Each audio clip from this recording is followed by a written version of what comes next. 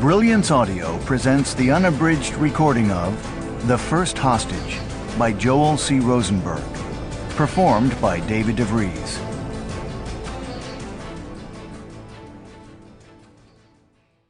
Preface. From The Third Target. Al-Humar Palace, Amman, Jordan. 2 Jordanian F-16s caught my eye. They were flying combat air patrol, keeping any stray aircraft, Jordanian or otherwise, out of this corridor, away from the palace and away from the peace summit.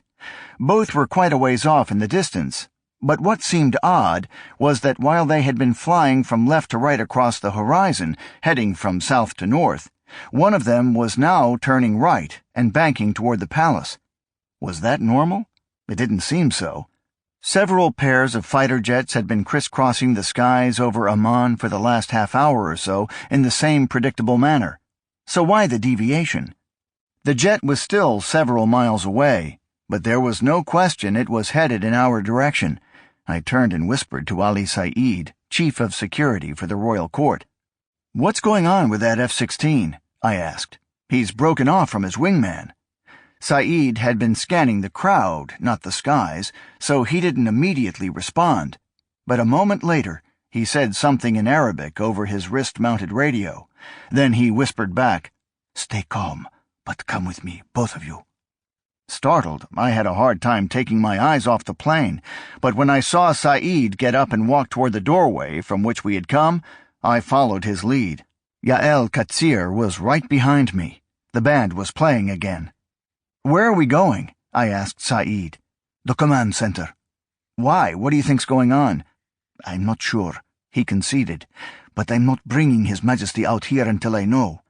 As he said this, I turned and took one last look at the F-16 before going inside, and at that very moment, I saw a flash of light and a contrail. The pilot had just fired a missile. A moment later, we felt the explosion. Inside the palace's security command center, I turned to check on Yael.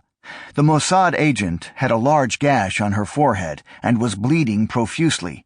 I called for a first aid kit, and one of the watch commanders rushed to my side with one. As I bandaged her up, though, Yael gasped. At first I thought I had hurt her further, but when I saw her eyes grow wide, I turned to see what she was looking at. On the video monitors in the command post, I could now see dump trucks and cement trucks look. Sample complete. Ready to continue?